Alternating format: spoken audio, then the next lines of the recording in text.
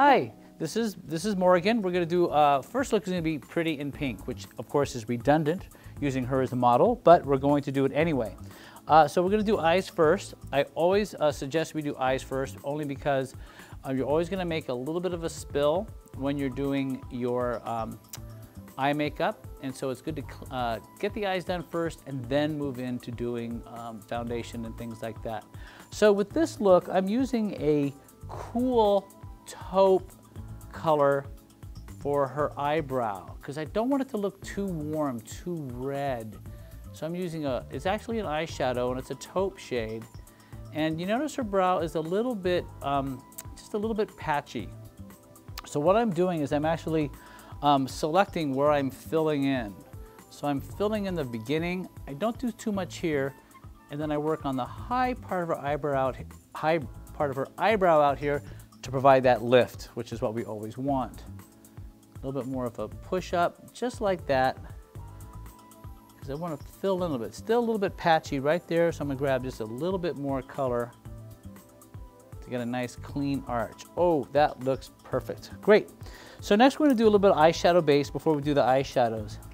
And the eyeshadows are going to be very, very pretty today. They're going to be a study in just really,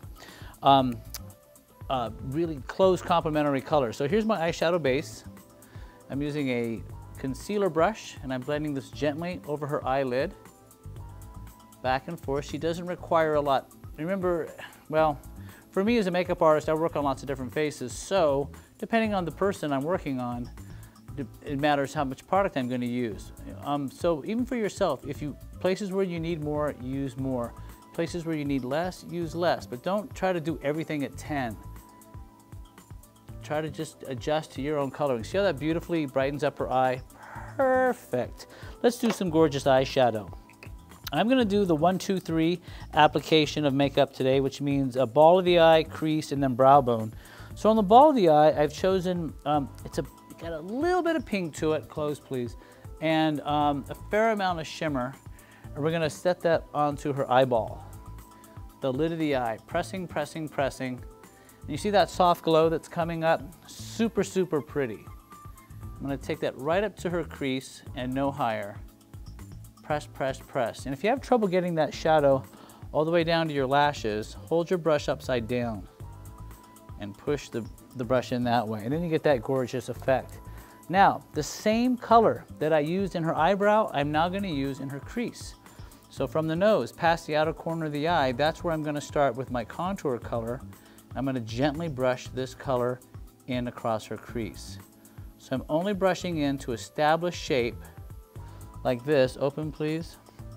And just want to make sure I have the shape in the right place. Close again. I'm going to come back, put a little bit more color in there, and now I'm going to blend.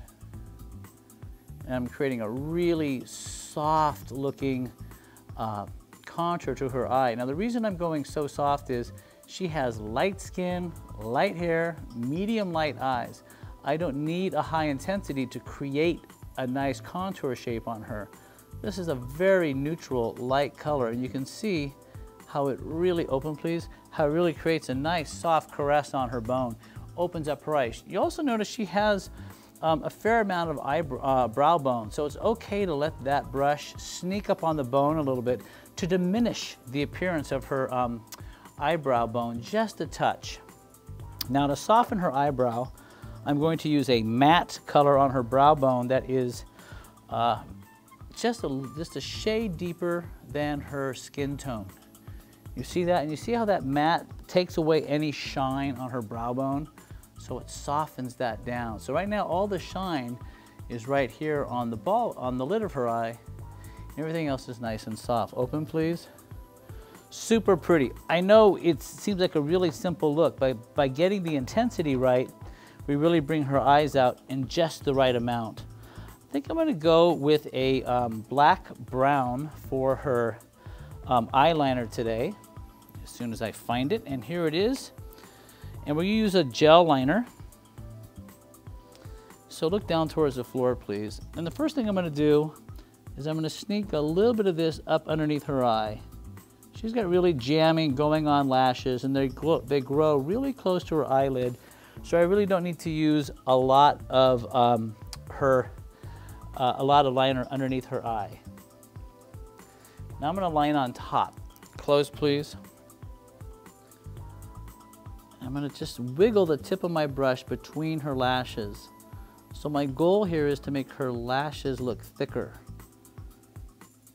See that? Just wiggling right along the hair, using the hair like a guardrail, and letting my brush just run along those hairs. So I'm actually getting half of this product on her lashes, as opposed to getting it on her skin, because this is her eyeline right here. Open, please. And wow, you can see how that really makes her lashes look thicker. Look up, please. So with this look, we're going to do a fuzzy eyeline on the bottom. So what fuzzy means is that you don't put more product on your brush. You take what's left and you come underneath the eye and you apply a little bit more of that eyeliner just between the lashes. And you get that real kind of fuzzy looking, softer eyeline on the bottom. Perfect. And so there you go. The soft, natural, pretty eye for a fair-skinned young lady for the pretty in pink. If you're watching this at MakeupGourmet.com, I've listed my current favorite products to achieve this look. Click on one and try it. If you're not at MakeupGourmet.com, go there now to see my favorite product picks for this look, as well as everything else we have to offer. How to apply, what to buy. MakeupGourmet.com.